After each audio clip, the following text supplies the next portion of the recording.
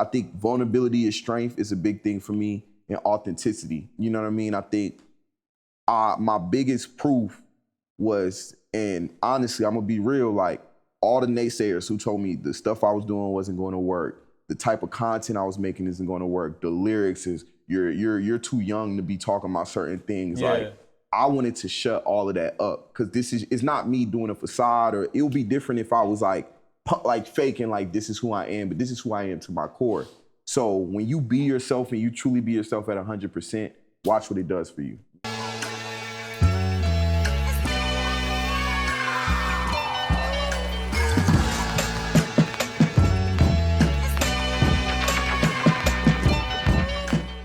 Go ahead, man. How you doing, I bro? appreciate you, man. What's going on with you? Not much. How's the season been for y'all? Man, it's been fun, beautiful, abundant, all of that. You know? All that? Yeah. How's it been like for you be doing like the press runs again?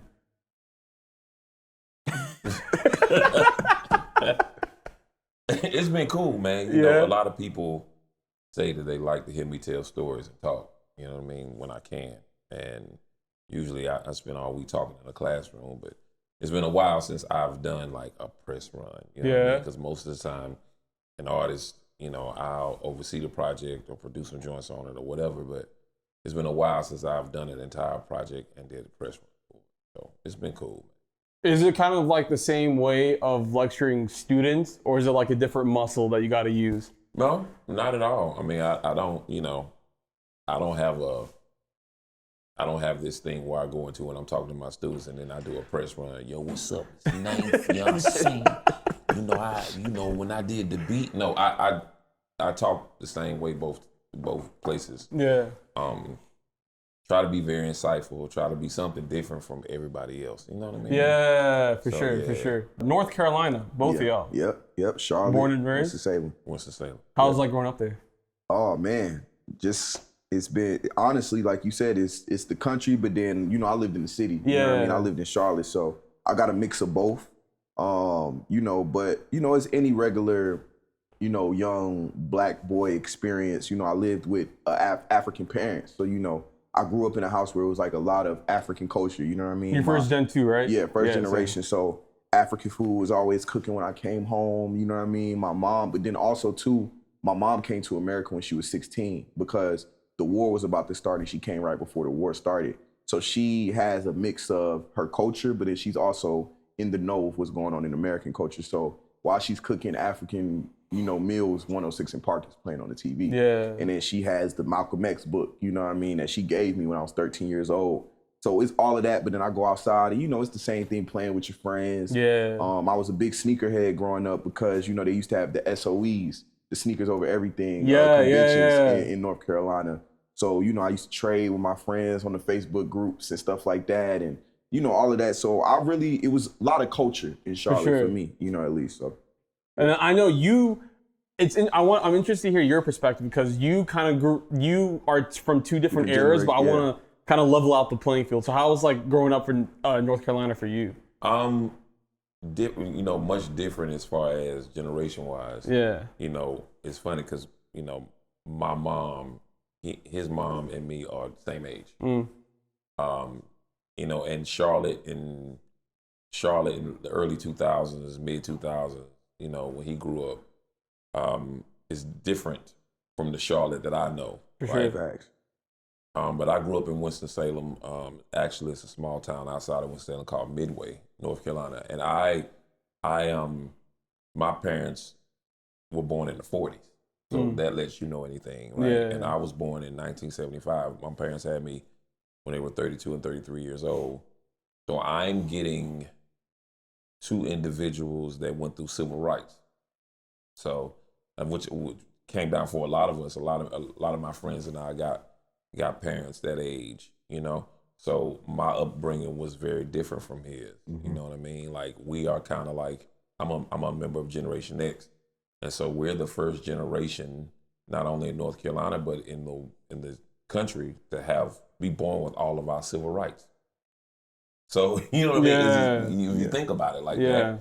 So you know, it was just different. We were the first ones to kind of be able to step out to do things our parents couldn't do, to be in extracurricular things my parents did not grow up with, and growing up in the 80s and going to college in the 90s. But we got lucky. Our generation were lucky because we grew up in the golden age of hip hop, man. You know what I mean? Yeah. My middle school years from 1986 to 89, and my high school years from 89 to 93. What a great time to experience hip hop. Yeah. If you think about the albums that came out sure. during that time. So we were lucky. And then my college years from 93 to, anything after that. So middle school to college, if I name all the albums in R&B and hip hop albums that came out in my middle school to college, it's incredible. I was thinking about this the other day that so I'm born 95 and I moved around a lot, right? Mm-hmm. So I was born upstate New York, went to Texas for a bit. I went overseas to Kuwait and Qatar. So I moved around a lot. But we were always super tapped into what was happening here. And just to kind of go off on what you said, the albums that came out then, I feel because I'm thinking do you remember the 2013 run? Yeah, for sure. Yeah, Forest Hill Drives, watch movies with the sound off, and I know it's not cool to say it now, but Yeezus. That is a day that I remember forever because of, albums weren't as, they were accessible, but it wasn't just every week there's 10 different things to listen to. For sure. So I feel especially for you, is it weird seeing kind of how albums come and go these days? There's not okay, Clips has dropped the album. Yeah, right? Yeah, for sure. Not gonna lie, I love that album, but I kind of I went on to the next thing. One. Yeah, so real. Even when making this album, it was that kind of a thought that y'all had, be man, albums are just going fast these days. Yeah, definitely. I think, and he can probably piggyback off of what I'm gonna say, but I think we live in a time where the albums, people spend so much on a rollout and do this, and then they'll listen to it for a week and then it comes and goes. You know what I mean? And I think a big thing for me, at least when I was writing it, and he could probably cater to the production and everything else, but for me, when I was writing it, I wanted these songs to be records that people can live with and, go drive, when they're on the way to work, when they're on the way to school, when they're on the way to whatever, even if you're getting ready for a party, you're listening to Welcome Home because what I'm speaking about is so universal to where everybody is, relating to it and being yo, I went through this. If you don't relate to one song, at least you relate to the other one. You know what I mean? And I feel just being real, certain albums that come out in this time, I'm not speaking for every album that comes out in this time, it's not relatable. You know what I mean? And I think, everyone's kind of putting a facade on. Yeah, it's exactly. A mask. Exactly. So I think that's what it was for me. Man, that's a whole class, bro. It's the musical listening situations are different. Right? So if it's not a lot of being able to do this with music, the whole music in your hand, you know what I mean? But even to get the whole music in your hand, the experience of going to the process of getting an album, leaving your house, going to the store, going down to search, flipping through, finding it, going to pay for it. That whole thing, and even for that, the sharing of it. Yes, for sure. You might have had the money to get it, but your homie might not have. You might have been the only dude in your street to have these 5 albums, right?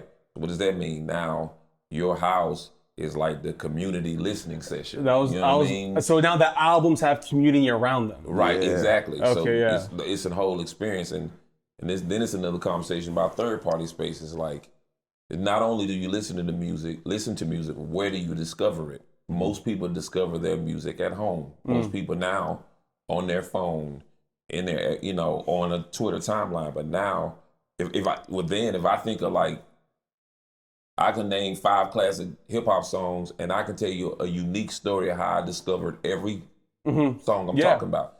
That's what's missing, and that's why, as opposed to albums coming out and being filtered out slowly. You might have a release date with 4 or 5 albums. You said something about September 2013. Yeah, right? 2013, yeah. Ours was September 29th, 1998. Yeah. It was those 5 albums that came out that day. We ain't had a lot of release dates like that. We had a few. We had Midnight Marauders and Enter the Wu-Tang came out on the same day. Yeah. Right? Don't Be Cruel by Bobby Brown and Heartbreak by New Edition came out on the same day. We had a few of those, but now you got 100 albums coming out Thursday, bro. Yeah. And it's like there's Tuesdays and Thursdays now. you know what I mean? It's coming out. They whether you know it or not, they're on the cloud and you can access it.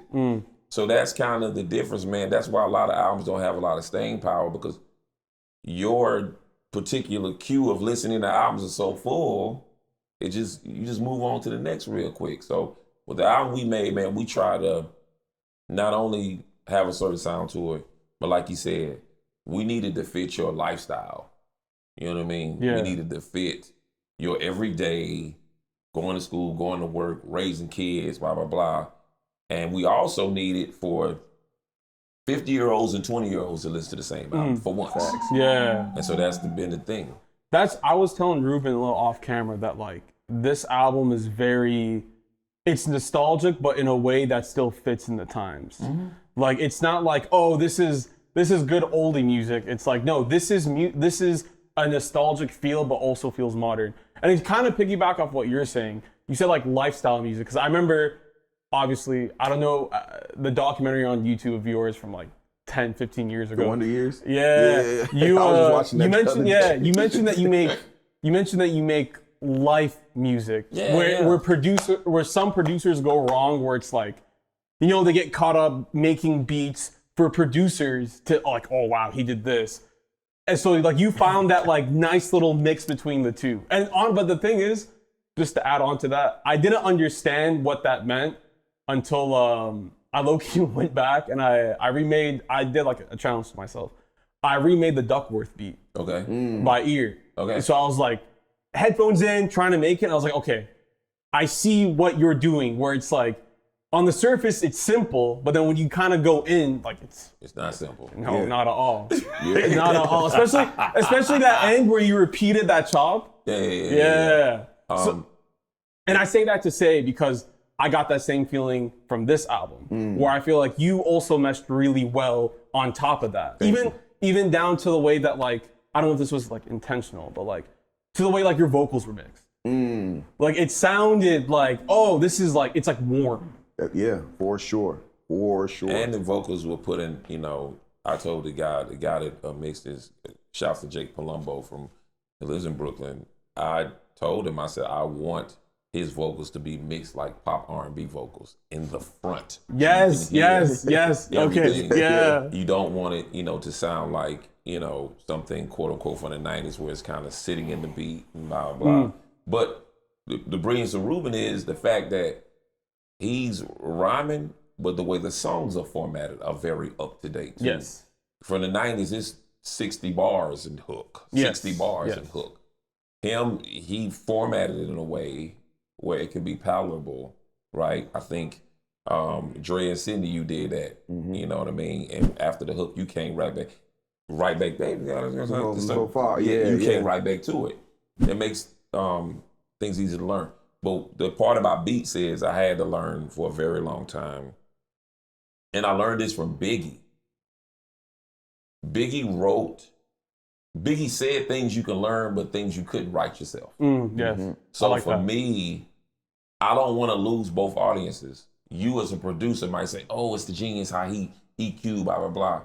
But the other side, the consumer doesn't care anything about that, bro. They don't think like a producer. That's the thing. Not at all. How do I encapsulate both audiences, my producer friends and my friends who just want to jam? That's how I approach beats. I kind of want to take it back home for a sec. So you're like me in the sense that you're a first gen as well. Yes, sir. And I know that like, you know, throughout your music, you're always trying to incorporate like African elements to kind of bring homage back. Yeah. Was that, I'm sure if we say this story together, we'll say the same words. Yeah. How was that growing up trying to convince first gen parents that like, hey, like, because like Arab parents, African parents, kind of the same thing, bro. I'm still fighting with it, but man, it was. So I was blessed. I have two sides of the coin, right? Yeah. So my mom, she came here when she was 16, so she was a little bit more understanding, but at the same time, she still had a lot of like tradition from being raised in West Africa. Yeah. But my dad, the blessing of having my dad was when I would go to his house, he was already such a big hip hop fan. And that's honestly why I got into hip hop so much, because my mom was also like, she was like, you got to be a doctor. That was her. Before I was born, it's funny, my cousin was telling me the other day, she was like, it's funny seeing where you at now, because I remember before you were born, your mom was like, you're going to be a doctor. You're going to do this, do this. And then when you came out, by the time you could talk, you wanted to rap. Yeah. You know what I mean? So she kind of had to like quiet her desires of, oh, I want him to do this. So it was, she believed in me, but she also was like, you have to go to school. Yes. You have to do X, Y, Z. Like you have to have a plan B. Where like, you know, me being a dreamer and me being an artist, like is always like, no, this is my plan and this is what my plan was. And granted, you know, being younger, I had to, you know, listen and stick to some of the things and be like, okay, I'm gonna follow. But she was kind of more, I wouldn't say lenient, but more comfortable in like allowing me to do certain things, because I was also very sharp at school. You know what I mean? I graduated from high school 6 months early because I had finished all my credits and stuff like that. And then because of that, I was able to go. Do they have like a dual credit system or no?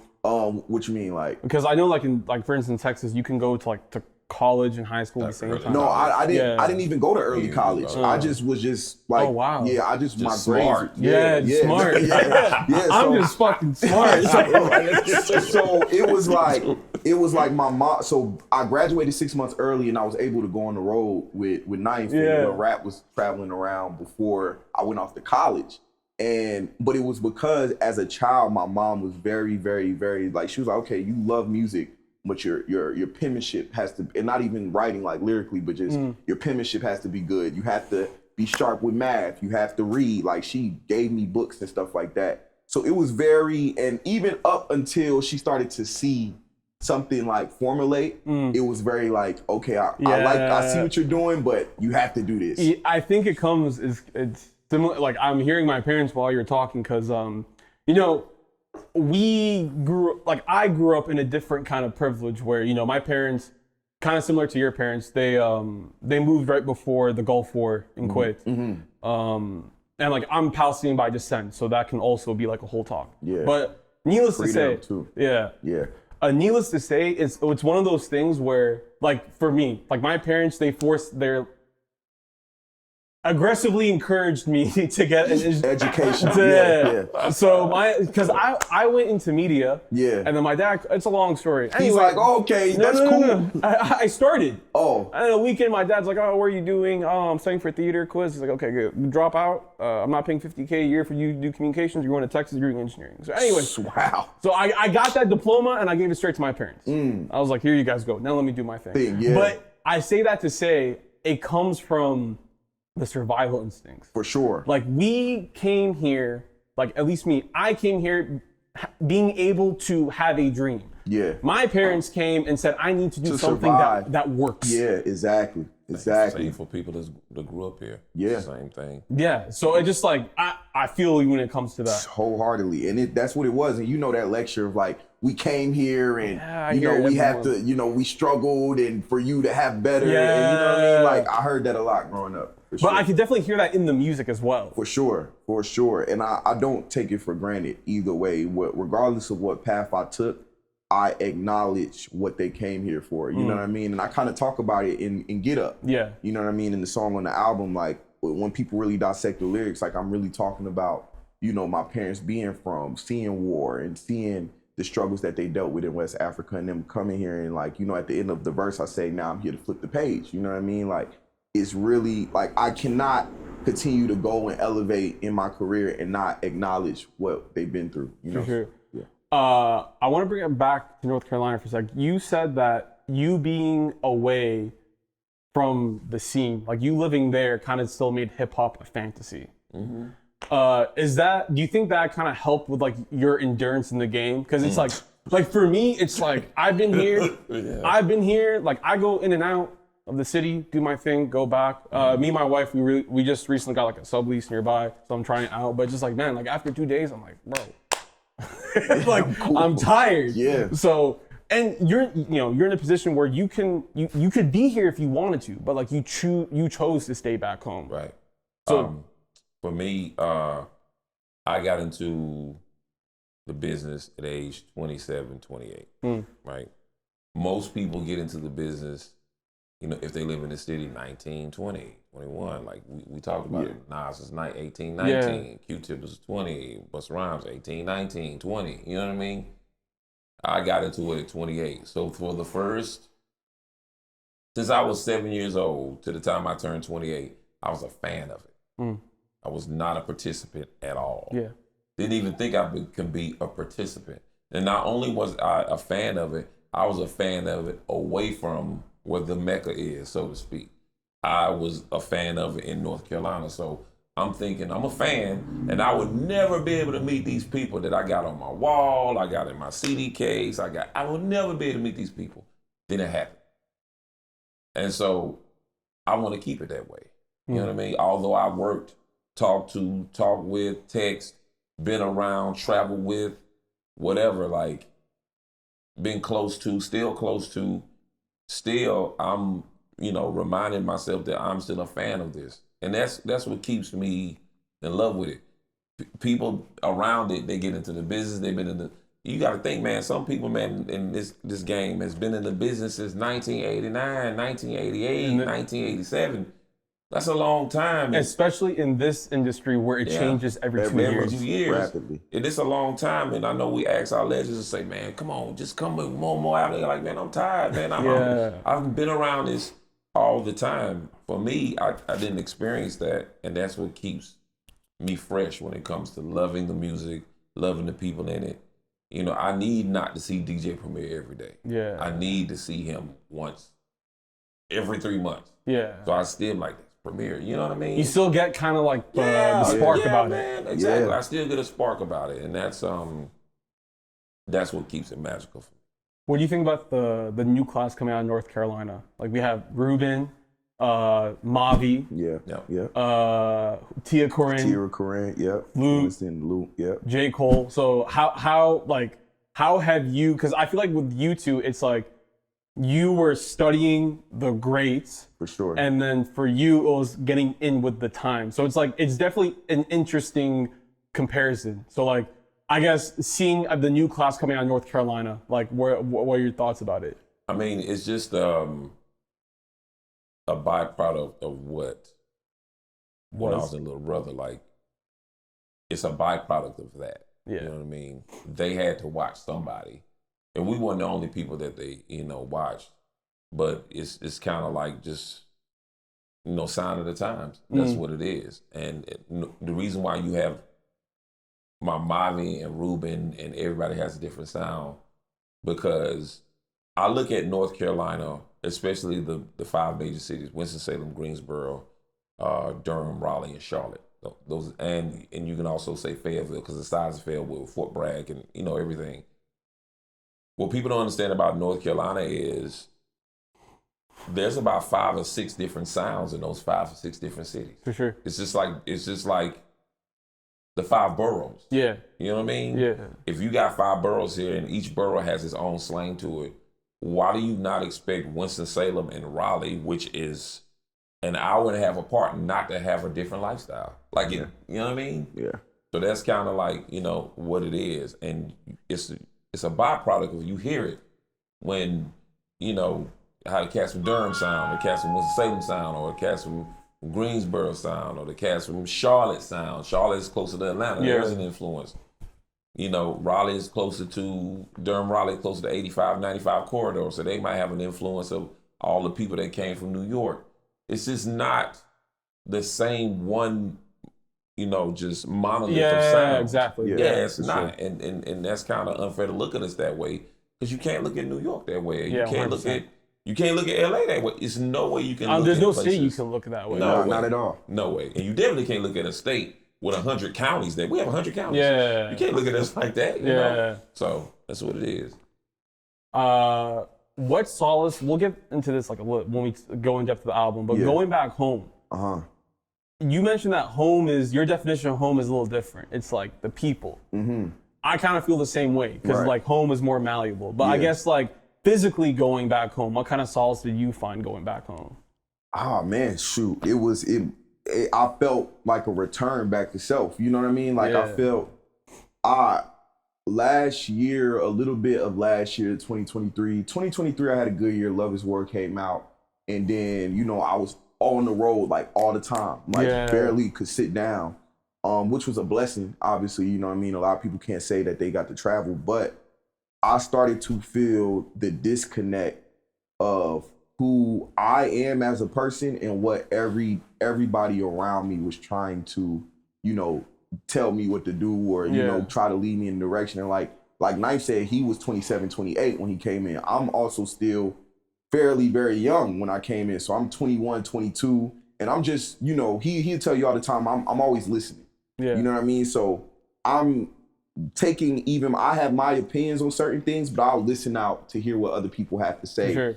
And at that time, where now I'm a little bit stronger in it, but at that time, I'm just listening to whatever, you know what I mean? And just taking in, and people, you know, you're traveling to LA and you're in the studio with producers who don't know who you are from the can of paint, and they just trying to get a placement. And you know how LA is, you know what I mean? It's just like, you're living in those moments, you're going out, you're seeing things for the industry. And I remember I used to call and be like, this is a bunch of weirdo stuff going on out here. You know what I mean? So for me a lot, bro. So for me to come back home, it was like a woosah.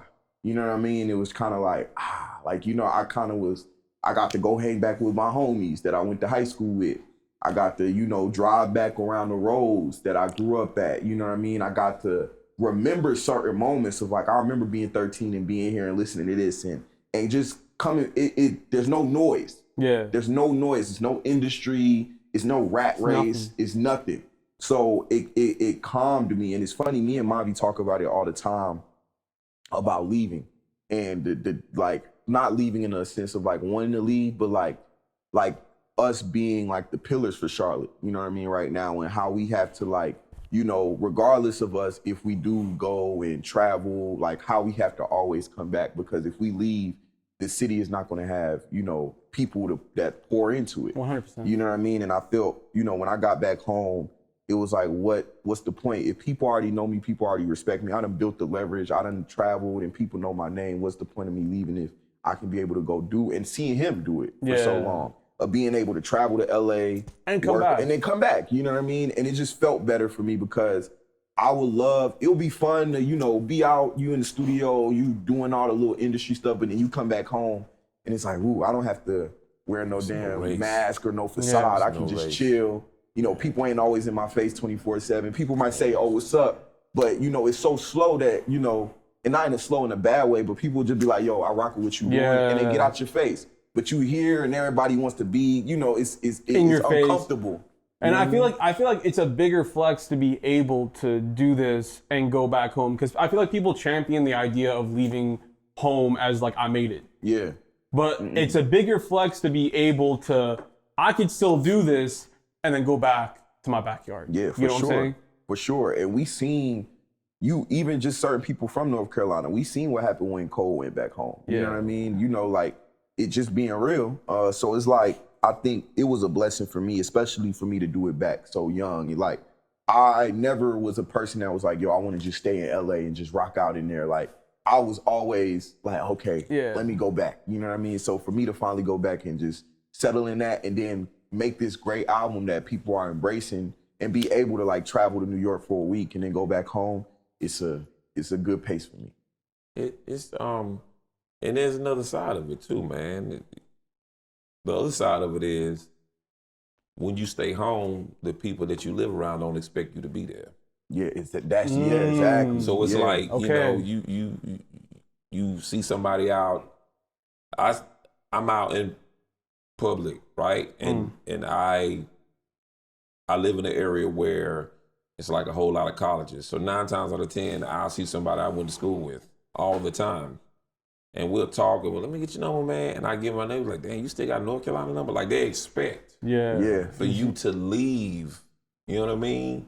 But then that says a lot of things. It's like, what do you think about your home state? You think we're not supposed to have people like us that live there? Or, you know what I mean? Like, it's always what you doing here. It's always what you doing. Like, oh, you should be somewhere else better. You should be in Atlanta. You should be in New York. You should be somewhere else better. Nah, better is here for me, dog. Yeah. And better is like, what's comfortable. Yeah, right. And it's kind of like, it kind of takes away from some of the, I guess, the perception and fanfare. Like if Welcome Home, we put out Welcome Home, And I moved to New York and he moved to Los Angeles, and we just took pictures with our LA and New York friends all the time, and nobody ever seen us back home. Ain't no telling what welcome home would be now. Yeah, for real, for real. It wouldn't even be authentic to what home is. Well, no, they'll be like, "Oh, home." They're like, okay. Yeah. But either on top of that too, it'd be like people will maybe think that our project was bigger than what it is, because But the fact that people are not used. Familiarity breeds contempt all day long. For sure. Yeah. That's what it is. You've done a thing, you whatever. Now people see you. Now, what changed that idea though was Breakfast Club. Yeah, we talking about the platform on here. But what changed the idea of that is the fact that we're on this major platform, this thing, and it's like we're out and talking to people, and people now see you like, okay, I ain't know if you was a celebrity first, but you're really somebody because you're on this platform. Yeah. You know what I mean? Yeah. Like, They're quick to forget. It's like you're really somebody now because I seen you on this thing. It's validated to me that you're somebody, even though you live here. So it's weird, dog. Yeah. There's I was gonna ask this later, but I could go to it now since you mentioned the Breakfast Club. In the Breakfast Club interview, you mentioned something that I found like pretty interesting. So you're also a professor. Yep. You teach at university. Got class tomorrow. Oh. You mentioned something on the Breakfast Club where, again, I'm not tone deaf, right? And I lead a platform about Black culture, right? You mentioned something on the Breakfast Club where there's not enough rites of passages or a few left in terms of representation of the culture, right? So again, I'll take it back to the context that I know. So like as a Palestinian, I find it sometimes a little irritating that the biggest pundits for being pro-Palestinian aren't Palestinian, So it's kind of like, we gotta white-splain our struggle to you via this person. Yeah. So I wanted to ask you in terms of, being a pillar of this thing that like we all love and changed their lives. Was you getting into academia, you seeing the gaps of like, I want to get in front of the history because... Or somebody changes it to something Exactly. else. Yeah, at first it wasn't like that, but now it's become that. Okay. Right? The creators create, the doers do. Yes. I don't think anybody should teach this culture but us. Yes. And when I mean us, is not necessarily skin color, but the ones that have experienced it, learned it, everything. There was books on hip hop now. Yeah. But any scholar of this culture will tell you the best way to have learned this culture is to live it and to have listened to records through it. Yes. Mm-hmm. That was the best way to do it. And books have been written about those experiences. But it has nothing to do with me just being, a black or white thing, because I can't say one of the greatest teachers that I've learned from was Bill Adler. You know what Bill Adler is? No, I'm not. Oh my God! I'll Google it. Yeah, right? I'll Google. If he wanted to teach a university course, he could, because he even knows more things than me. You know what I mean? Because was his age, he was one of the ones responsible for getting Run DMC on the Live Aid stage back in 83, 84. You know what I mean? Yeah. Which is a turning point in history for them to be on stage with the Who and the Stones and all of this stuff. You know what I mean? Yeah. The rap group. So for me, when I was saying black culture was, we just don't have the rites of passage when it comes to judging our culture, judging the music, judging this and judging that. And that's all before social media. There was no way, and you can attest to this probably, there was no way you can experience our culture without having to come be around us first. Yeah. Right? Yeah. You had to come see, you know what I mean? It's kind of like, okay. You have to indulge yourself. You have to indulge yourself, yes. right. So, for example, what is your family's favorite food? Matluba. It's a Palestinian food. Okay, all right, cool.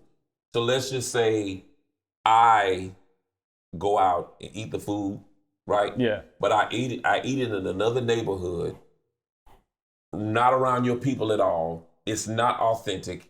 it's not whatever. It's a great value version. It's of a it. great value version. I don't know what's a great value version is. Yeah. But I take it to another level and start a blog about it and become a connoisseur of this great value version. And you rewrote the original. And y'all looking around like, yeah, nah, that ain't it, bro. Like this not the real, you know what I mean? But hip hop is not looked at like that. Yes. Of course, it's a youth culture, of course, but it's not looked at as a thing where it's this thing that need to be judged by the people who made it. Although we have a whole lot of other participants in it, it needs to be judged by the people who made it. There's nothing wrong with that. And that's what it is. So that's what's happened to the culture, man. And shouts to every kid that wants to pick it up and listen to it. And we're not talking about that. Reuben did on Love is War, Reuben did a article came out. You know what I'm talking about? Yeah. An article came out and it's this one dude spoke on what does a 22-year-old know about a different world and this stuff like. And again, if you were not around our people, you don't understand how you know. Yeah, exactly. You know what I mean? Yeah. Your mom put you on. Exactly. You know what I'm saying? Exactly. She was playing it in the crib when I'm growing you're up. young, so you got it firsthand.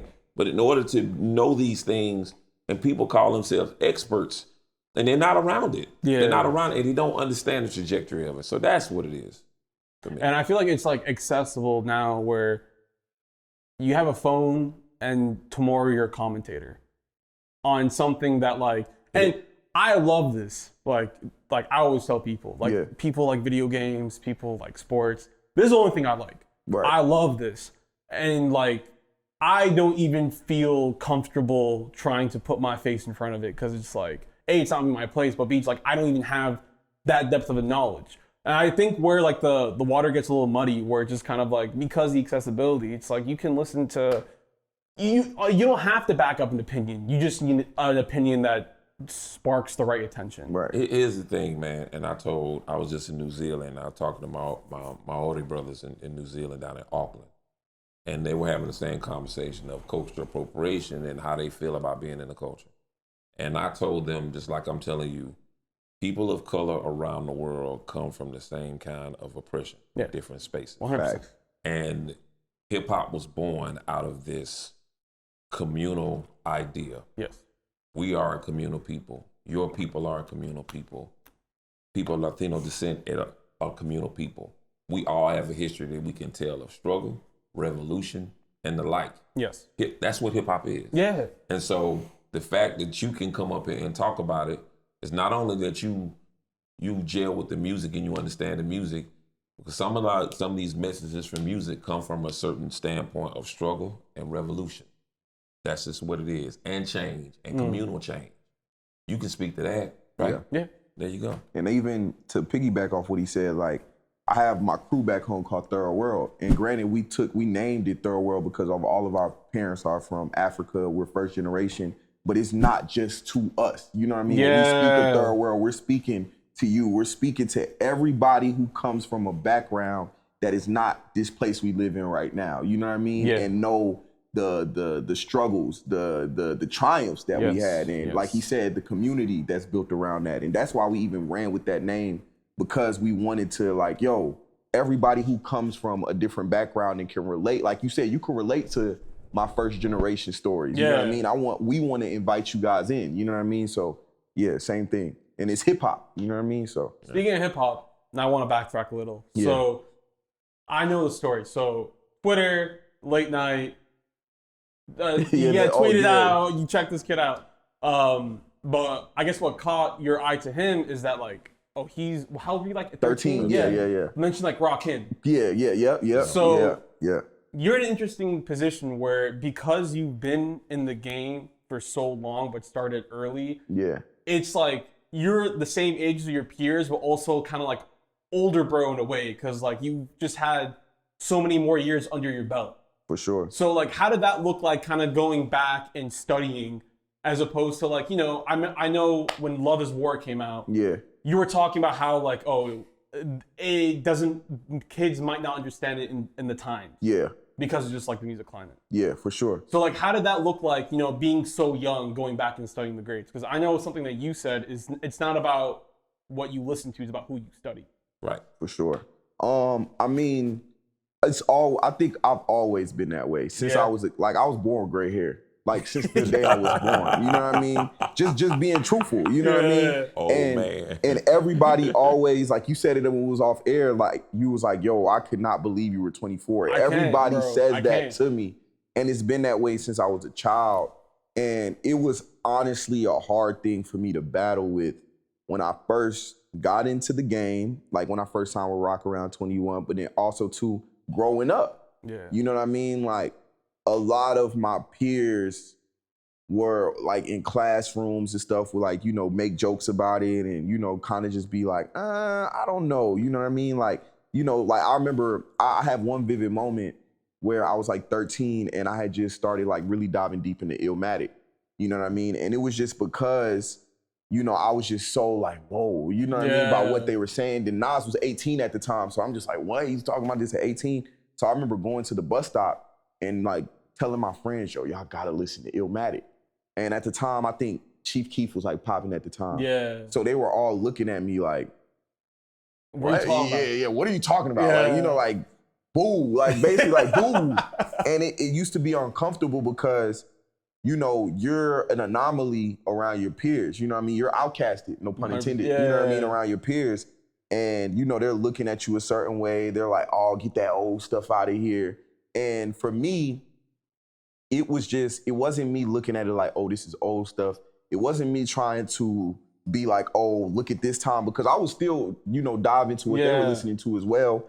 But it was like, the way I was taught was, you know, you have to look at the what your culture, like you have to do the research of your culture. 100%. You know what I mean? Like my mom raised me on West African cultures that she learned before I was born, and my father and all of that stuff. So why wouldn't I do the same with hip hop?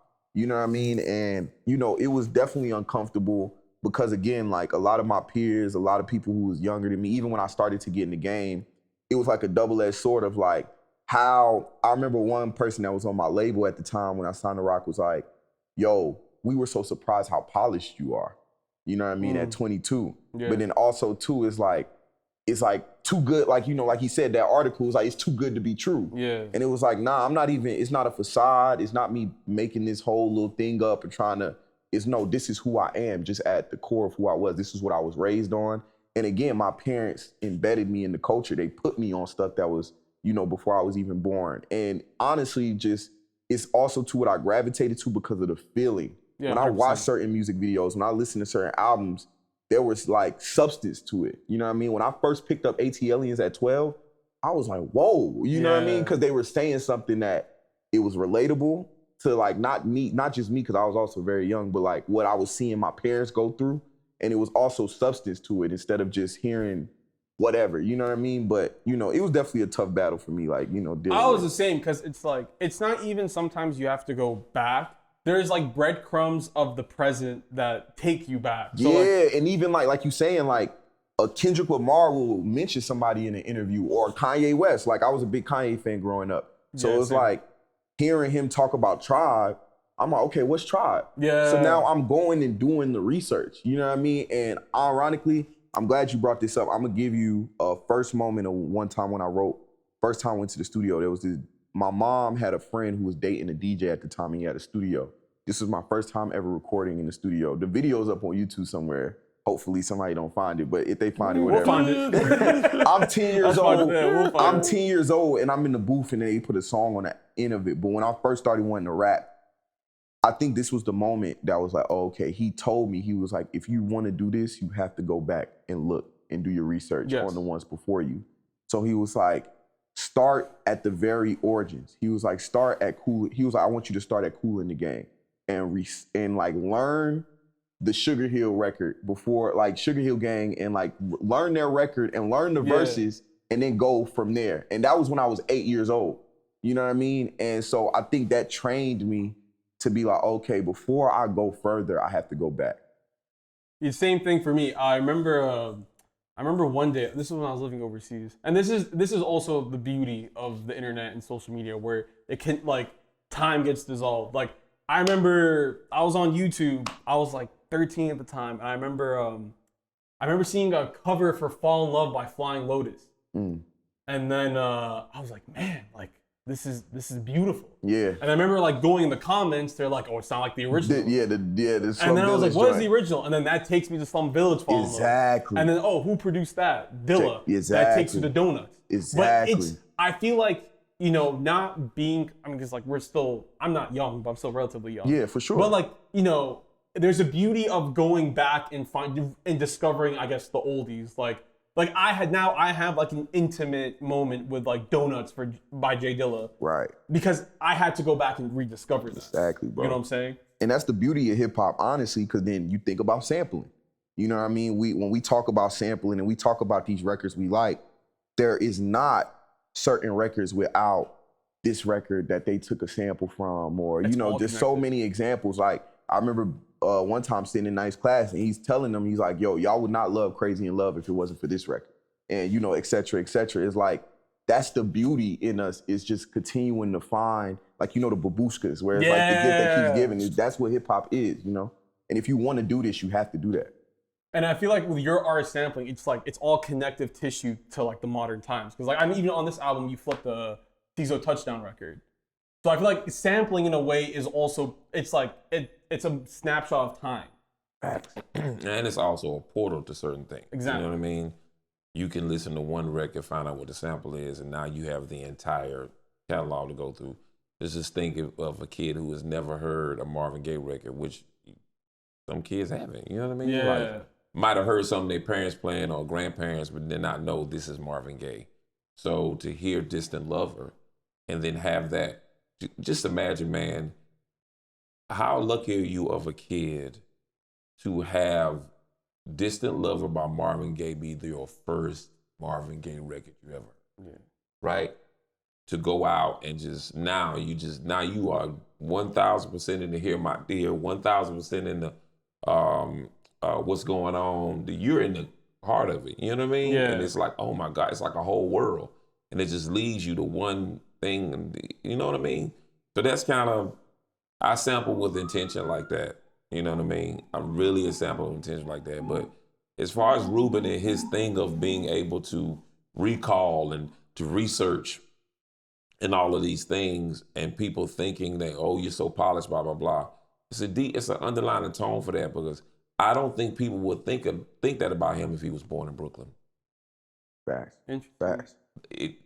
Being from Charlotte, North Carolina, Yeah. being from North Carolina, how can you be into that? But if he was born in Brooklyn, New York, and had this kind of wealth of knowledge of music, everybody like, oh, okay, typical. Yeah. Yeah. For sure. Okay. Yeah. So it's not expected. Yeah, it's not expected. Definitely because not. there's Okay. a stigma that comes with being from the South. For If you've sure. never been there, not for the people that from up top that's been down there, they learn that stigma is not always true. But I do this thing in my classes where, you might have been in there before when I did this. I ask everybody in my class, who's from the North, who's from the South? Raise your hand. Oh, okay, let's do this. People from the North, what's your stereotypes of the South before you got here? And it's this long, ugly list of stereotypes. And then I ask people from the South, what's your stereotypes of people from the North if you've never been there before you even went? This is long, ugly stereotypes of people from the North. I say, all right, okay, let's talk about the music then. What's your stereotypes, people of the North, or people from the South? They give these long lists of the music is slow, it's bouncy, everybody wears grills, blah, blah, blah. And then I do the same thing. I said, okay, if what you think is true about stereotypes of music from the North and the South, North is more lyrical, South is more slow, North is more thought-provoking, South is more party, blah, blah, blah. So explain Outkast. And the whole room gets quiet. They say, wow. Explain Outkast. Because to be honest, outside of the Ghetto Boys from Houston, outside of 2 Live Crew from Miami, outside of what Jermaine Dupri was doing in Atlanta at the time, outside of shouts to DJ Magic Mike from Orlando, listen, Outkast was the introduction of what the South is and how thought-provoking the South could be. Yeah. And everybody did not believe. And then right after them, here comes Goody Mob. And everybody's like, okay, whatever I thought the South was in music, now it transformed into becoming something else, but the crux of it all is Dungeon Family. Yep. And that's kind of like, it just shattered every stereotype it was. So now that we say that Andre 3000 is one of the greatest he's in a lot of people's top 5. Yeah, For sure. 100%, for sure. You know what I mean? Yeah. So it's kind of like, that's from 3,000 to Lil Wayne to Jay Electronica being from New Orleans. Now, what do you think about the South now? Right. So it's I just think it'll be Scarface. Yeah, Scarface. Scarface. Like, His story would be different, and people would look at him differently from jump. He's from Brooklyn, New York. You talk about like a tree that starts off like Marley Marl, Pete Rock, and then Q-Tip and goes down. So one thing I wanted to ask you is, I guess from this day and age, who would you add to those branches? Which is a really fancy way of me asking, like, what producers have caught your attention recently from that same family?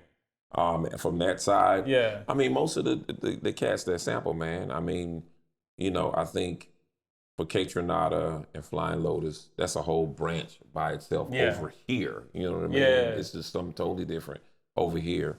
Then over here, what I would think would be in the kind of the RZA family tree would be Nicholas Craven, Conductor, Garringer, some part, to be honest, some parts Alchemist. That although Alchemist has been around for 25, almost 30 years now, but still, looping stuff with no drums is a RZA thing.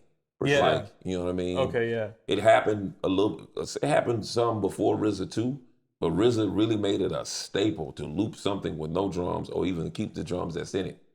When it comes to like chopping up breaks and drums and making bass lines and filtering and chopping up samples, that is a Marley Marl to Prince Paul to Q-Tip to Pete Rock Premier, and then it's the rest of us. Yeah. Well, I'm sorry, Large Pro, then Pete Rock Premier, then it's the rest of us. And I mean the rest of us meaning after Pete and Preen, it's the Beat Miners, Diamond D, Buck Wild, Lord Finesse. It's all of us. And then it's like, once you go to the 90s, it's like, okay, then here comes Dilla, then here comes High Tech, then here comes Madlib, then here comes me. And they get, you know what I mean? Yeah. And it's like that kind of like trajectory of stuff where now it's going all the way down to so many dope producers, man, that's out that you come in it and you listen to, and they just find new ways to flip things with all this new technology, and it sounds incredibly dope, man. Do you know who Overcast is? You just met Overcast when we was with Mavi at the Plains. Did? Okay, yeah. He's fire. You should listen to him. So I probably have heard his beats on, you know what I mean? So it's just, that's just what it is, man. The family tree of production is getting vast and more vast by the day. And it's hard to sound like, I won't say original, but it's hard to have your own sound with so many spaces. Yeah, you know what I mean? So many people that's making beats. Like what beats it sounds like you. Like I listen to some records, I listen to some samples like, that's an Alchemist sample. And I mean, not Alchemist what he used, but Alchemist what he probably would use. So I'm like, Now I listen to a sample like, that sounds like something Just Blaze would do. That sounds like something Pete Rock would do. That's a primo joint. I need to call him. That's how I go through records now. But then I run up on the joints like, Pete Rock made a beat one time. He was like, man, I thought about you when I was making it. It sounded like something you would do. Yeah. And for him to say that to me, crazy. Oh, come on, man. Because did he, going back to, you said something interesting, the technology to sample. Because you were one of the first pioneers of FL. And back when you were using FL, it was kind of like, oh, no, he's not using hardware. He's not using the MPC. Oh, absolutely. I mean, imagine being, and it's this whole thing that went on Twitter just the last couple weeks about who started FL, who made it popular, whatever. And imagine being in a studio, not at home, not in your confines of your home, in a studio with arguably one of the greatest rappers, if not the greatest rapper of all time. And you're in there with him, Just Blaze, rest in peace, Clark Kent, Freeway, all of these people in the midst, Beans, Sauce Money, in the height of Rockefeller, and you're sitting in Young Guru, who's one of my greatest friends now, and I go to the little platform with the compressors and racks and stuff in it, and I go in my book bag and pull out an IBM ThinkPad and put it on the table and plug it up. Imagine the looks I got.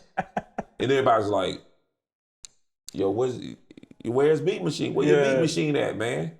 This is my beat machine. This IBM ThinkPad with a red dot on it.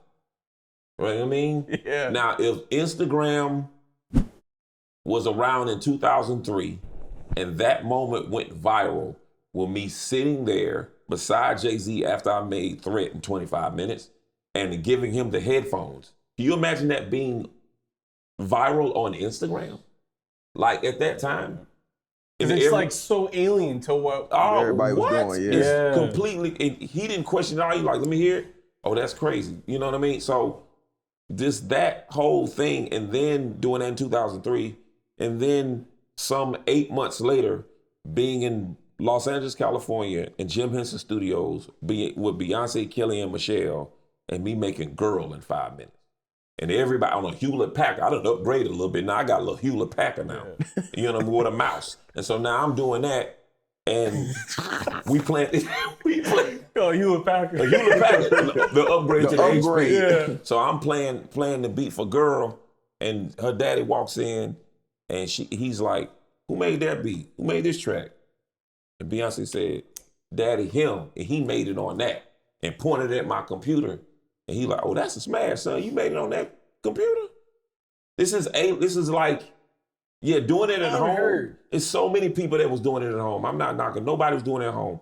But taking that thing to a major label studio with major people making major records in front of people that's all his producers like, yeah, man, I don't know what that is he doing over there. Because I feel like nowadays producers get like equipment paralysis. Because you produce too, so I'm sure you can chime in. Where it's like, there's so many tools now where it's like, am I cheating? Like you can go on Splice and dig on Splice. Yeah. You can YouTube, man. There's YouTube channels that have some shit. Yeah, but sure. I feel like, there's this thing of, I always like DAWs are instruments to me. Because you can really bend it like an instrument. Absolutely. Yeah, but sure. I feel like they get into equipment paralysis where it's like, oh, I can't just use VSTs. I need to go buy the Roland. I need to learn how to play the keys. For sure. Or I can't use these drum kits. I got to go record my own drums. Yeah. Which is like fair, right? Dope. But also, I don't think the alternative to that is any different. Like, I don't think that's cheating if you're not doing that. Yeah, and it's not about the equipment. It's about the person behind it, bro. You know what I mean?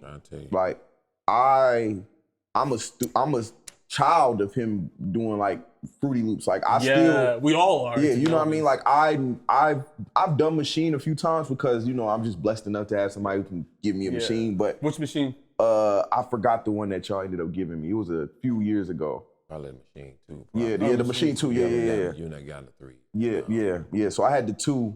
And I used it for like a couple months just to see if I made some dope stuff on it. Yeah. But I'm just so used to FL and being able to, you know what I mean? Give me that piano roll. Yeah, exactly. So, but I say that to say it's not about the equipment. I don't judge anybody who's like, yo, I only can do it on this, but it's like, yo, are you able to freak it? Yeah, exactly. It's about the person behind it. You know what I mean? And I learned that from him. What game would you give to producers just going off on that? Just try to find your own sound within whatever you're using, right? It's all just a catalyst to whatever you put in it. And for me, luckily for me, when I started FL, I'd already absorbed the 90s at that point. You know what I mean? Like I'd already absorbed. Just imagine starting to make beats in like 99, 2000, 2001 on FL Studio and have listened to every sampled rap album since 1988. You know how much homework I already got? You know what I mean? Just not only, and I heard y'all talking about going back and listening to things. The lucky thing for Generation X is we heard everything in real time. Exactly, yeah. You know what I mean? Like when it came out, I was there when it came out. I was there when it came out. I went and bought it. I was there when it came out. And so I've heard every, what we call like these monuments of sampling in the Illmatic. It was written, Midnight Marauders, Low End Theory, Stakes is High, Fantastic Volume 2, Fantastic Volume 1, Pete Rock Soul Survivor, every DJ Premier remix has ever been done. Every Pete Rock remix has ever been done. Yeah. Enter the 36 Chambers. Only Bit for Cuban Links. Iron Man. Supreme Clientele. That's my, if that's my quote unquote homework that I've been listening to over and over that 10 years, imagine when I'm picking up FL. Yeah. I'm already going into it saying, okay, now I got to be able to chop like this. I got to be able to do bass lines like this. I have to do this, like this. And so after a while, first you start off sounding like somebody else, but then you start to find your own way to find your own sound. Yeah. But it's still trying to get that FL with Fruity Loops at the time. Yeah. And trying to get, same thing with Marley Marl, trying to get that beat machine he was using to do things it's not supposed to do. Fruity Loops was made for EDM and house music, bruh. We was not supposed to be able to chopping samples on chop and make filter and make it sound like a piece of hardware, man. I used to have dudes walk in the apartment and not sleep on the floor, was sleeping in the apartment, 2 bedrooms, 6 dudes, bro. Damn. Back in 2001, 2002. And you sleep on the futon now, I sleep on the floor, you sleep on the couch. Rotate, you know what I mean? Yeah. That's what it was. And I'm making beats and selling them for $50. And dudes used to walk in and be like, man, them beats hot, man. What you make them on? And I used to point at my computer. They were like, nah, I'm good. Yeah, they used to say that. Really? Yeah, because I made it on the computer. Like, man, them beats, man, I don't want no computer beats. That's what. And now look at the world. You know what I mean? So That's crazy. it's insane. It's insanity. But that's how my career was supposed to go, man. Before getting into the album, because this kind of ties into producing for Reuben, you have the tape Ninth invented the remix, and you had like God Stepson, all that. When doing remixes and flipping these songs, did that teach you how to produce for an artist with like? In a way, yeah. Again, it's coming from. Remixes in the 90s were different. Remixes now, you just put a rap on the same beat. Yeah. Remixes in the 90s, it was a remix. Yeah. You have Shut 'Em Down. You have Shut 'Em Down, the remix. You have the original Black Moon, I Got You Open, but then you got the remix. Yeah. So for me, I looked at it that way. If these were the original songs I was remixing, I had to give just another alternate feeling to this particular song. But it did, in a way, teach me how to produce, because now I'm understanding things like pocket. Yeah. A lot of producers make beats and they just be making beats. They make, I say, play me some beats, man. They play a beat. 30 seconds in, the beat changes to something else. 30 seconds in, it's a bridge. Then it's this.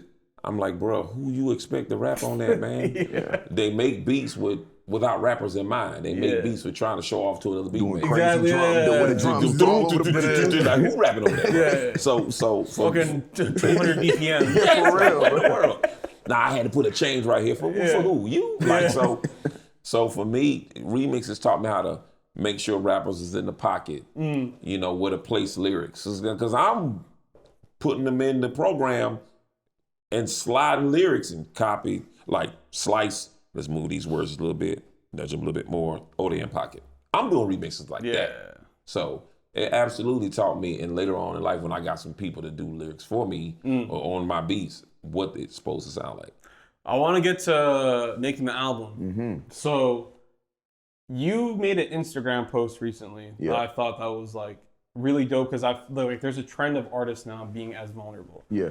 You weren't afraid to share that your career wasn't where you wanted to in 2024 before going back home. For sure, yeah. So like, what was that moment like going back home? Man, I mean, me and him had like a 2-3 hour phone call one night about it. You know what I mean? I'm gonna be real with y'all. Like, I don't think I really said it in a lot of the interviews, but I was on the brink of giving up, bro. You know what I mean? Just because it was a lot of distractions. It was a lot of things going, and I just was like, yo, man, maybe this ain't working out for me. You know what I mean? And like, again, like, or maybe you need to do it on your own. Yeah, exactly. I was like, maybe I just need to figure out Dolo.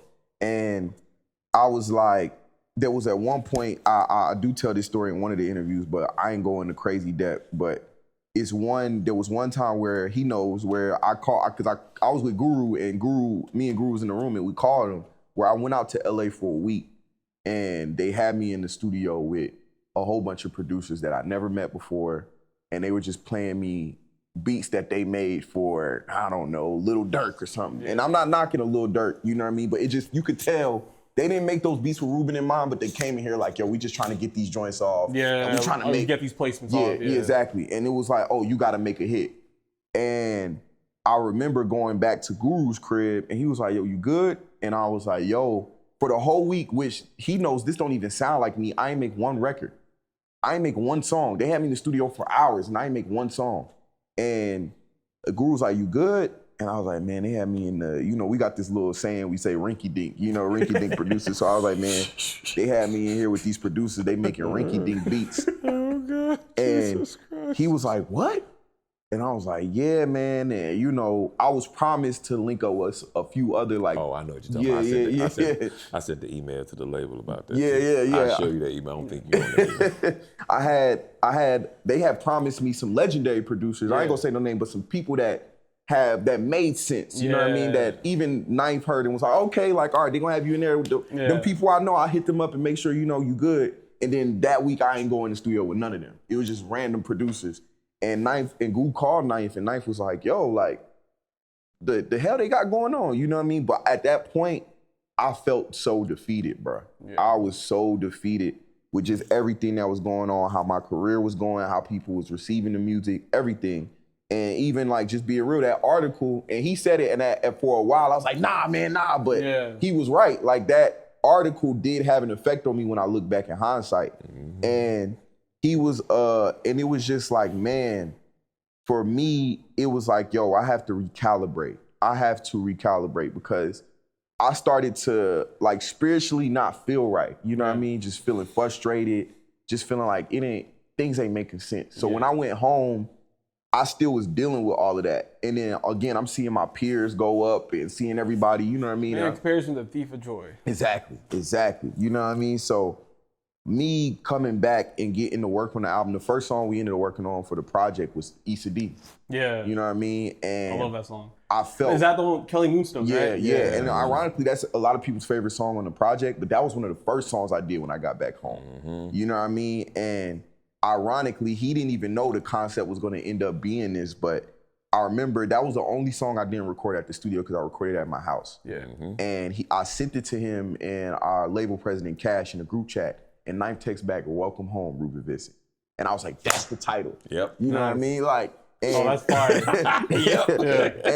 But he could see the shift because the stuff because regardless of where I was traveling, 9th, no, I send him music regardless. Like if I'm traveling, I'm working on stuff out elsewhere, I'm sending it to him just so he hears it. And even me now, when I go back and listen to some of that stuff, I saw the change, the shift when I got back home, and me trying to please people that were like in my ear, like do this type of record, do these type of records. And told you it wasn't gonna work. Yeah, and telling me the stuff I was making beforehand wasn't gonna work.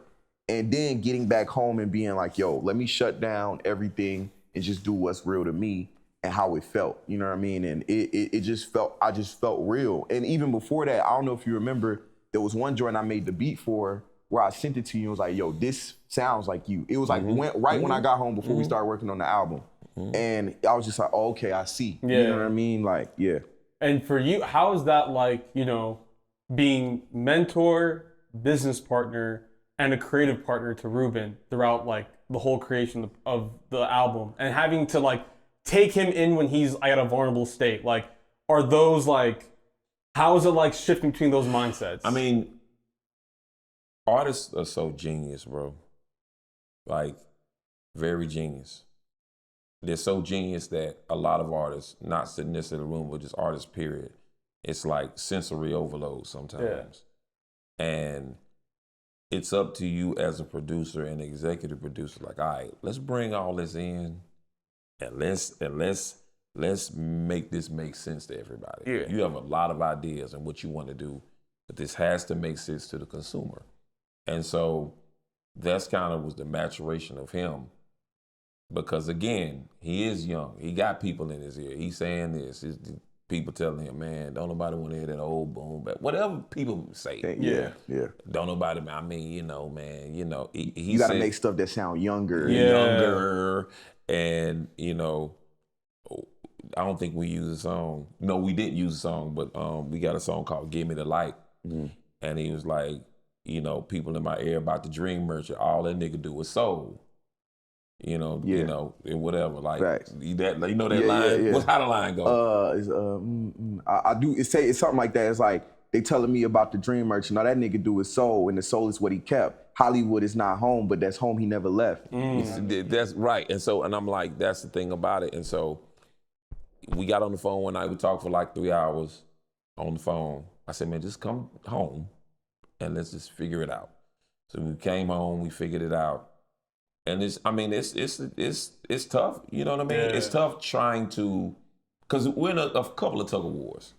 Now we're in another tug of war of he's 23 years old, who's his own man. How do I tell somebody who's their own man, you know what I mean, which way to go? Yeah. It's tough. It's like, because you don't want to say, come on, man, you got to do this, bro. You know, you don't want to make somebody do something. That's not what it is. But at the same time, it's like, all right, this is kind of a slow guiding. Okay. And so that's what it is. And I said it to him, and I you know, said it a million times. I said, you got to give me a chance to be wrong. Yeah. You have to give me a chance to be wrong. Trust me on this one. I said, you have to give me a chance to be wrong. I said, if I'm wrong, there's my chance to be wrong. But nigga, if I'm right. And so when we started doing the record, man, and we started in November, right? We started in November. We took a trip down to the beach. Yeah. Right? We started in November. And by December, whatever, we thought we was done. Yeah. And he came to me, he said, man, nah, we got to cook a little bit more. And I'm like, Reuben, man, come on, man. And he like, nah, man, I'm serious, man. Let's just cook a little bit more. Let's cook some more. So we start cooking some more. The stride hit is when the moment in time I did anything. When I did anything, I said, oh boy. Yeah, when I moved down there permanently, that's when it gone. Game over. And I did anything, cause I'm gonna tell you, anything Dre and Sydney, the Maxwell record that didn't make it. God's Children. God's Children is right before anything. Right before anything. Right. Yeah. Yep. Sweet and Good. It's like a great bulk of that middle of that album. So I Pray was made within 2 weeks. Oh wow! We were cooking with gas, and I was posting. I made the beat for anything. He took it into the other one. He recorded it, and that became my process. I played the beat. I yell out the person I sample. I go in the room. He'd be like, "Let's go," and we put it up, and that started to become something we never planned to be like a part of our rollout. But people started to tune in to us just doing that every time we did the record, to the point where people we try to work with say, man, you just can't be giving this stuff away. You crazy. Yeah. This is our version of mixtape. This is also our version of hearing something on the radio that you can't have yet. Mm-hmm. And so we were just doing it. We looking at the views, 70,000 views, 80,000 views, 120,000 views. I was like, oh, we got to keep doing this. And so we kept doing it. And then it became a thing when he started talking about, well, do we have too many songs about love and romance? I'm like, no, we don't. Mm-hmm. We don't. This is a part of your story. Nobody in hip hop is doing this right now. You're completely vulnerable. You're a leader of men, trying to tell men how to deal with the loves of their lives, all of this stuff, or just people in general, right? How to deal with your significant other. Dog, we got something, and we doing all, and timing is everything. And we get all the way up here, and we was like, this album's supposed to come out in the summer. Album's supposed to come out in the summer. It got pushed back. So then it was like, okay, let all the people that's coming out with their Grammys, trying to make Grammy deadline, let them get their stuff out. I said from September to October, we have a clean slate. It's not a lot of albums coming out. September, the weekend of September, we dropped Gotta Get It, which is a beat I made. We did the record. Yeah. We stepped away from it. Settled, Came back 3 weeks later like, ooh, yeah, this is tough. And so we did that, laid it all out. The beat for Just For Me switched 3 times. Yeah. It was a process. And then all of this conversation about feel-good music, we never said the word neo-soul, not once, but that was thrown out by the people, not us. But just feel-good music, you telling your story, the joining of generations, you being different, all of this stuff, all of this feel-good, all of this history, and D'Angelo passes. So we like, man, this is, you can't script this. Like, this is not, you know what I mean? Like, this is crazy. And then we did the Tay Diggs thing. So everybody out there that's doing albums, you cannot force the universe, bro. No. Yeah. The universe will tell you exactly where to go. I learned that from Badu. She says, the universe is like a stoplight. If it's red, stop. If it's yellow, go slow. But if it's green, go. And I'm like, okay. And so that's kind of how the album came about. But it just took us blocking everybody out in the world, and trusting our gut, zoning in and saying, this is the album we want to make. We got to tell the story. We got Aziza involved. We have to tell the story this way.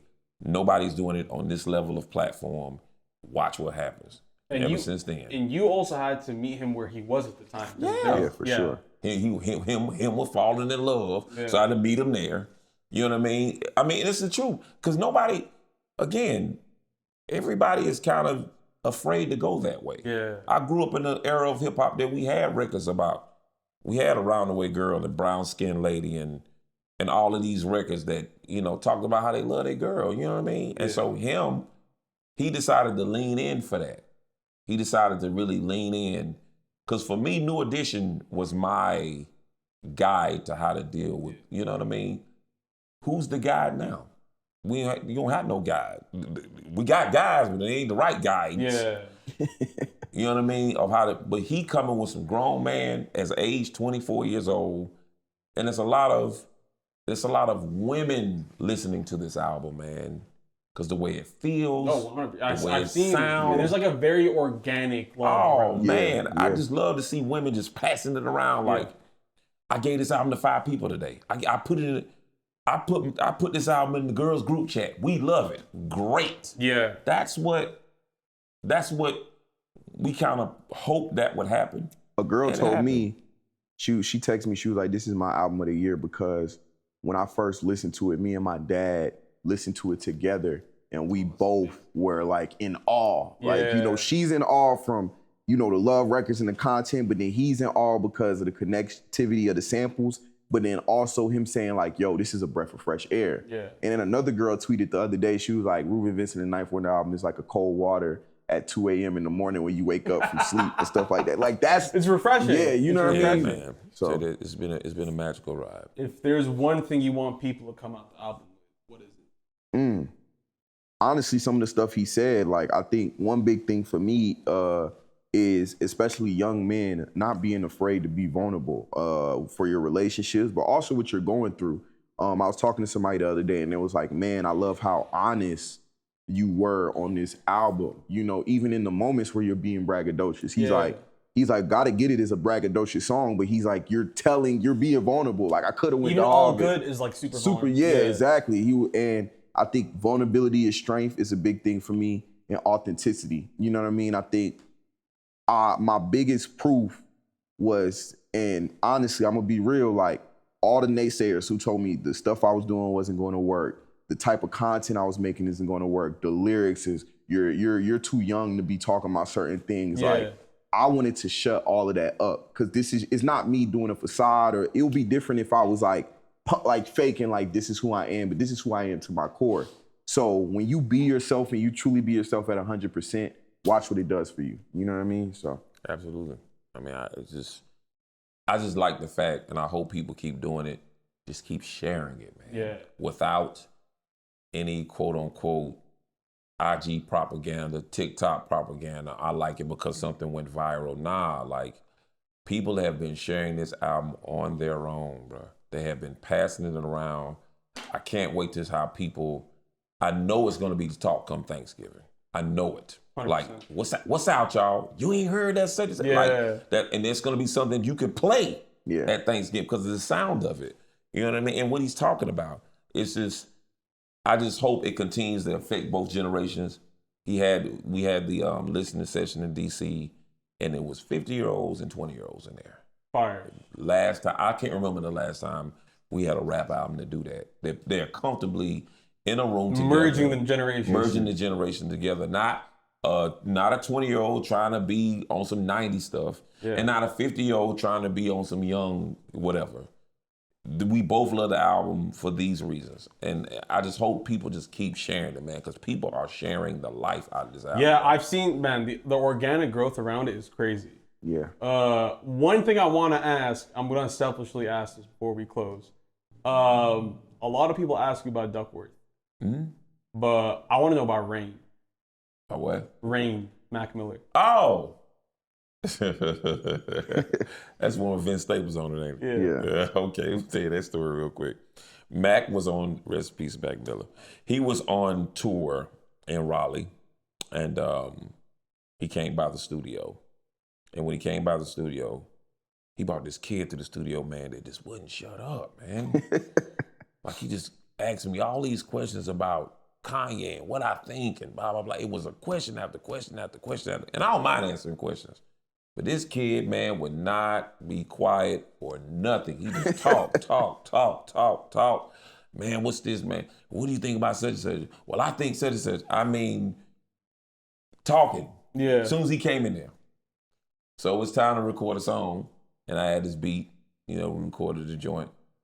And Max said, man, I'm gonna let this kid get on it, man. I said, which one?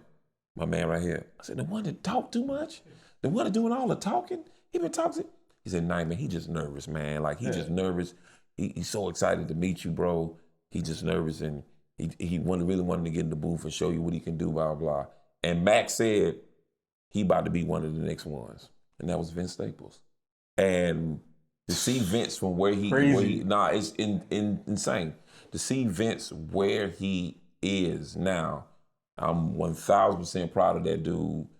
I did on the last Absol album, I produced California Dreaming. And him and Vince is on that. So the full circle of that, to hear this nervous kid just blah, blah, blah, blah, blah, in the studio, to the control he had on this California Dreaming record. Shouts to Vince Staples, man. Staples. You about to have this Netflix joint drop. Yeah, I seen that. You see what I'm saying? Yeah. I've just had and still having a wonderful career, but one of the things I think about a lot is the careers I seen start and where I was in that space. From Kendrick to Drake doing Think Good Thoughts to meeting Big Crit for the first time before Return of the Forever came out when Sha Money said, you need to come hear this kid. Yeah. For me meeting Nipsey for the first time. For Mac Miller pulling up to my studio in a Volvo with him, Tree J, Q, and one more person in a Volvo you couldn't even see out the back, where they drove from Orlando to Raleigh to Wilmington to Pittsburgh. To see him to go that in a year and a half, go see him at another show, he got 13 tour buses in the back. To see these.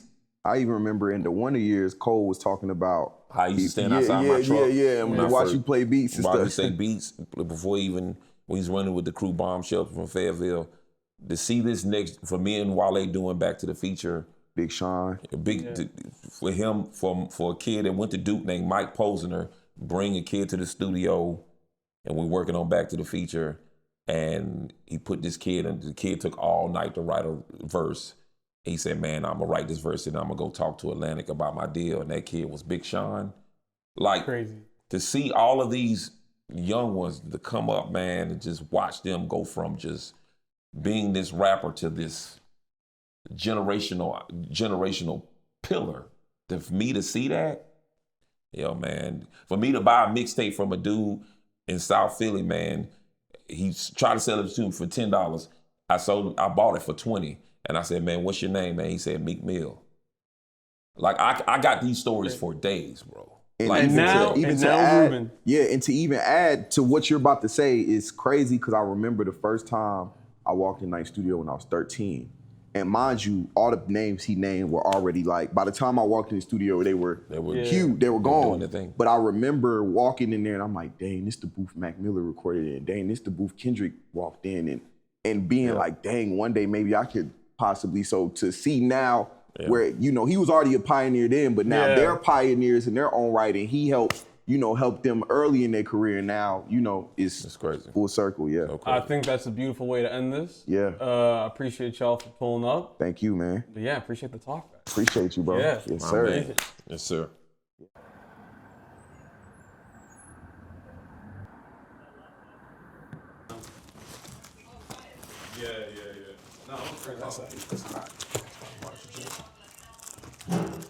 Of course, you know this one right here. Hank Crawford, Wildflower. This is actually, I have a playlist. It's called Nights in Utah because of Utah Jazz, but it's a whole bunch of jazz joints. I'll send this. But Idris Muhammad is on here, one of my favorites. Ooh. Yeah. Yeah, if I end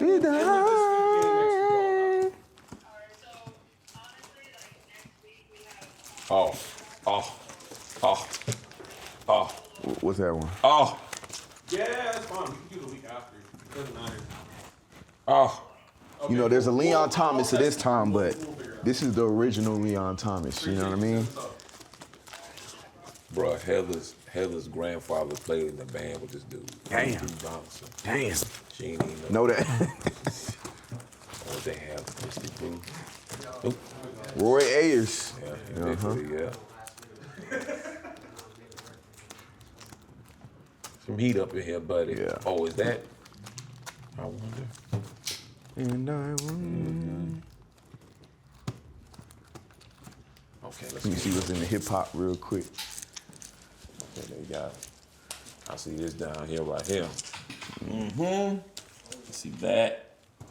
This right here, this is one of the first albums my dad ever played for me, Tupacalypse of Now. And the song that I remember I really liked was Rebel of the Underground. Rebel of the Underground, Words of Wisdom. So imagine me hearing this at 4 years old. So this is probably another reason why I rap how I rap. The maturity in this, you know what I mean? Obviously, you know, strictly for this right here, you know, if you know, you know. If you listen to End of Day About Day, there's a record on here, a skit on here that we use that Jerobi is naming all of the members of Tribe. And we had my DJ Johnny Kane do the same thing on the End of Day by Day. You know what I mean? And just, come on, he already know what this. This is the Holy Trinity right here. Yeah. Oh, yeah. It's not too many groups, as far as groups is concerned, this is the Holy Trinity, man. The other Holy Trinity is Southern Playalistic, ATL. Yeah, listen to Quimana, come on. But let me tell you something, bro. I'm a student of both of those trilogies, by the way. This trilogy right here changed everything. Everything. For the 15-year-old that's looking up Reuben Vincent, the same way I said in the interview, Kanye introduced me to Tribe and all of that. If you want to go do your research and how the Reuben Vincent tree, those two trilogies he just named, the Outkast and Tribe one, is where you start. That's really. Yeah.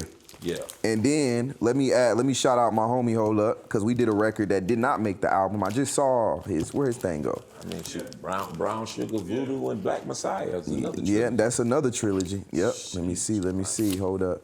I just saw Uncle John record in here, my homie from DC. But me and him did a record with 9th for the beginning of the album's called Boys to Men. Y'all might hear one of these days. They might have to get remixed. Yeah, for sure.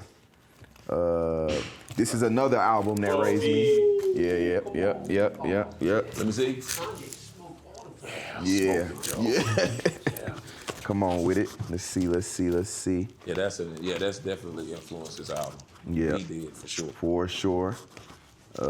B influenced this album because B was like kind of an album that came along that it brought on a new generation of common listeners. Like, boy, that listen. I was about to say. Hey, man, hey. Hey. This mug, and this mug together. Come on, bro. Hey, man. That's all I'm gonna say. Hey. That's all I'm gonna say. Hey. You like White Claw? Yeah, hell yeah. Yeah, I did too. He's super fire. Let me see, hold on. Moment of truth, baby. Moment of truth, baby. Is that Gangstar? Yep. Moment of truth. We saw hard to earn. Hold on, there's another one in here that's when we talk about RZA, Liquid Swords, baby. Outside? Yep. Yeah, come on, it's some heat. If you know, you know. Holla at your guala.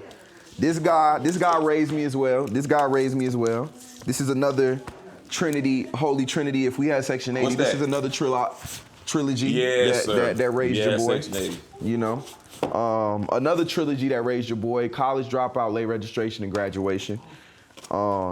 She raised me, of course. He raised me, of course. You know, he's another one from the South that raised me. Also, this is one of the first R&B albums that I gravitated to. Let's go. Woo! Y'all know that. Here it comes. Listen. Looking for someone to love me.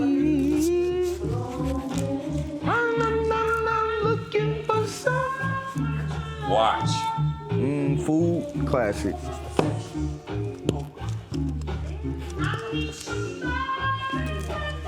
Hey, this you right here, cuz. That's me, cuz. Yeah, that's. Shout out to my big bro Murs. Shout out to the legend 9th, you know. Another person that raised me, of course. Here we go. Come on, baby. Come on. South all day.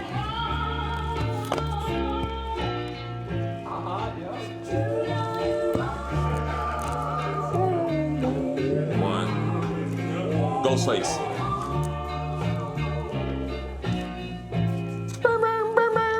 One. Come on, only built for Cuban links as we talk about it.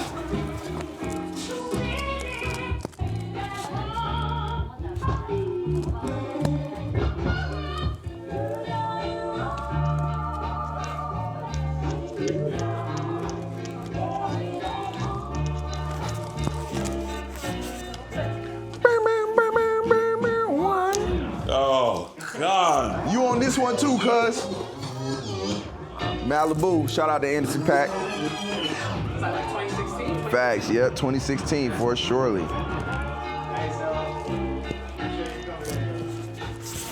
Mama's Guzan, Oh, that's the one. Ghostface, man. Baduizm, Ghostface. Green clientele, Ghostface. Baduizm, another lady that raised me. Ghostface killer. Ghostface, baby.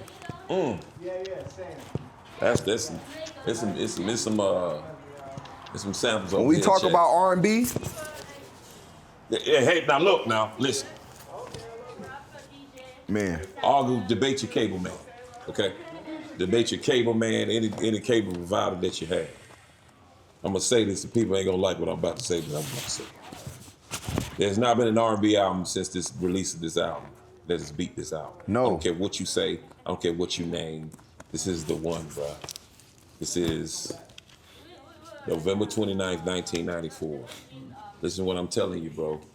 This is it. Somebody fact check me. shout out to Somebody my fact check Capricorn me. sister. Fact check And then my me, man. other Capricorn sister, Sade. Fact check me, Larry. Two Capricorn goats right here standing Yeah, in front of two Capricorn goats. You Listen, know? facts. The release of Mary J. Blige's My Life is it the 28th or 29th of November, 1994. Can you please fact check me? My Life by Mary J. Blige. This album came out on November 29th, 1994. Another one. Another wizard. Hey, and before this, it was this. Let me tell you something, man. We just talk about it. I personally believe, this is my personal opinion, this is the greatest R&B album to come out since 1980. Okay? There's a lot of R&B albums that come out, so I don't think nothing beat this. Nothing. Nothing. I don't care what anybody says. I'm sorry. Okay. All right, and to end it off for y'all, I'm about to end it off on a powerful note for Oh y'all. Lord. Oh, yeah. Come on. Go back. I'm about to go ahead.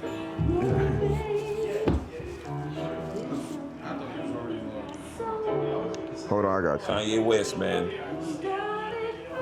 I got you. He about to go crazy.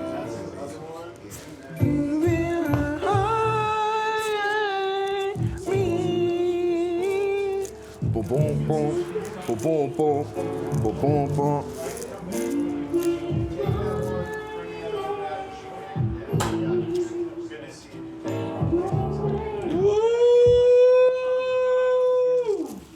I don't know, Rube. I might flip that again. Come on, come on. For the next. Come on, fuck with me. Fuck with me.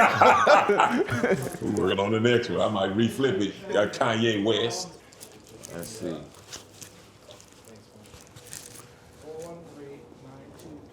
Boom, boom, boom, boom. Ah. Everybody. No.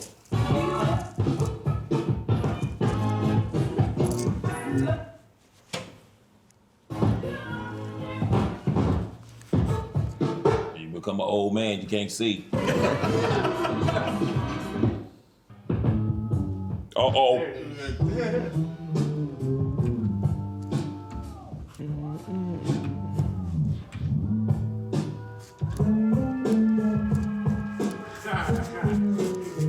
Woo! Yes, sir. Ain't that the shit that Eli was rapping on the other day?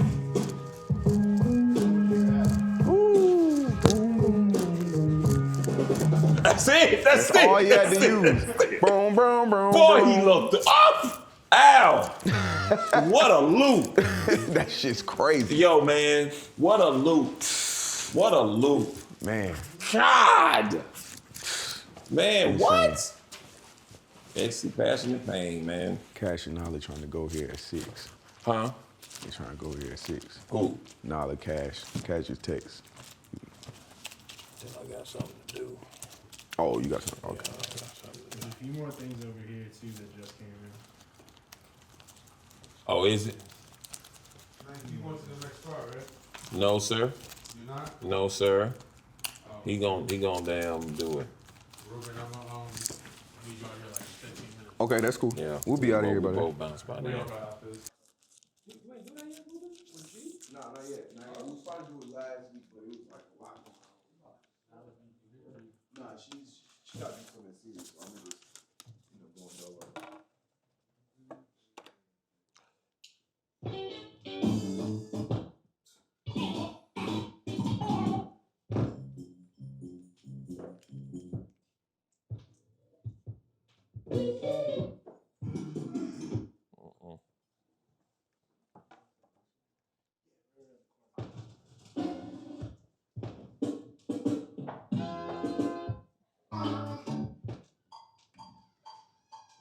Oh, Lord.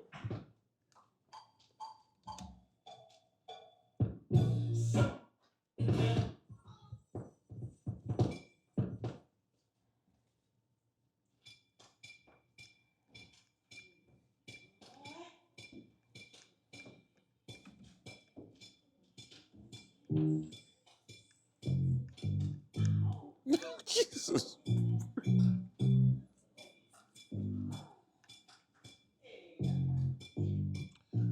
Niggas, grab your bitch if you love hip hop. Hey, love you. Oh God, I hate these people. They take all the good stuff. Oh, nah, that's produced by the late great Clark Kent, man. For sure. Dang. New Birth. Y'all got 2 records. Y'all got 2 copies of New Birth over here too. Oh Lord. Yeah, y'all got some stuff in here, man. This is really good. Oh man. Oh, this is the record that still was stealing in Juice. Come on, man. You got Self-Destruction. I got Hey, let me say this something about this since we're in Brooklyn. People don't listen. There's a lot to be talked about rockers, of course, most definitely quality, all of that stuff in the rockers era. But man, this album right here is so damn good. This is by my man DJ Spinner, who still lives here. Shabam Sadiq, Mr. Complex, and Upon to Be Fly. This album is from the start. This album is so polyrhythmatics, rhyme related. This album is so good. I think it came out in 2000. It's a 25-year-old album. This album, I'm just gonna play the first song when we get out of here.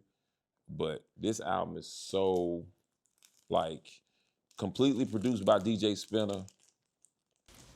This album is so good. The Spin, yes. Any finals you like put your hands on while you've been here so far that you had on you might have sampled on how you pronounce it? Unconventional. It's a few that it's a couple of Little Brother Minstrel Show samples in here. Okay, fire. For sure. Fire. These two in particular. Some of my favorite albums by you, man. These two are Minstrel Show samples. Fire. We wrote, Fonte wrote, Back to it. Fonte wrote everybody we sampled. Fonte wrote letters to everybody that we sampled that was still alive. Damn. So he wrote a letter to Michael Franks. Good seeing you, bro. I'm gonna see you tonight. Yes, sir. It's all right, bro.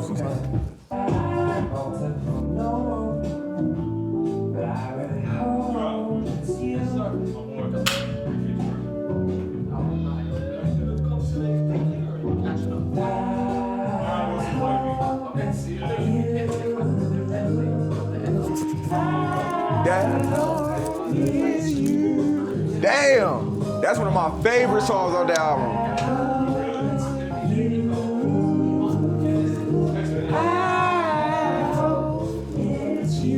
Yeah, Damn, that's one of my favorites on that joint. That's all for you. Yeah, that's all for you.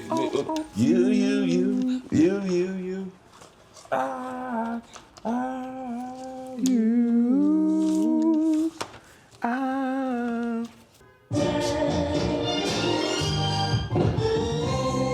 Oh.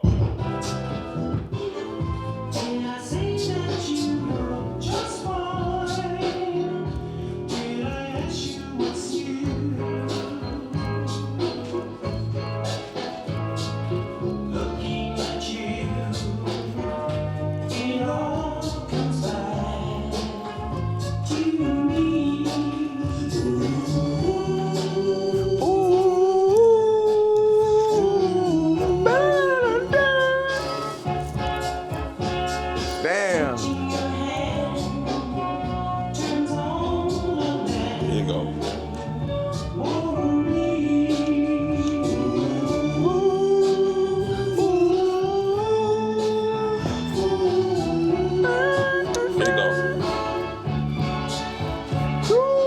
Here you go. Damn. Yes, sir.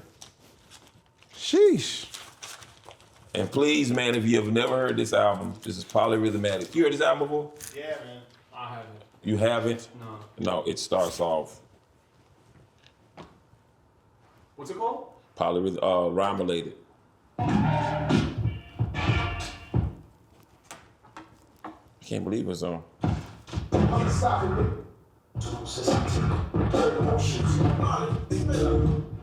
You want to be rock by the better old beast foundation sound of the part of mathematics, y'all. Check it out. We got a part to be fly and Shabam Sadiq and Mr. Complex and special guest Carol Bunch and I have a DJ Spinner. And this is how we do each and every time. It's 25 years old, bro. Damn. That, yo. To have that type of dry 25 years. Oh, man. DJ Spinner. Which album is this? Because I don't think I know this one. Polyrhythm and Addicts. Take a picture of that one. I feel like It's on streaming. Yeah. It's on streaming. Yeah. I'm It's on aligned. streaming. Rhyme related.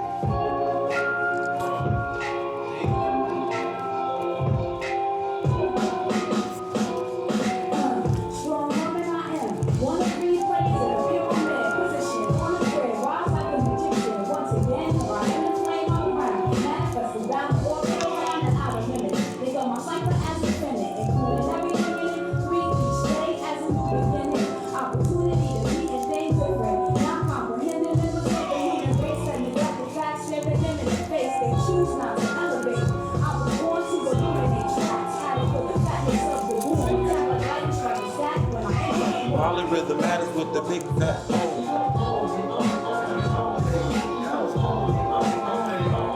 Boy, college, I beat the hell out of that album, man. The hell out of that album, man. Polyrhythmatics, boy. That was a great piece of work. Thank you guys, man. This is fun. This is dope.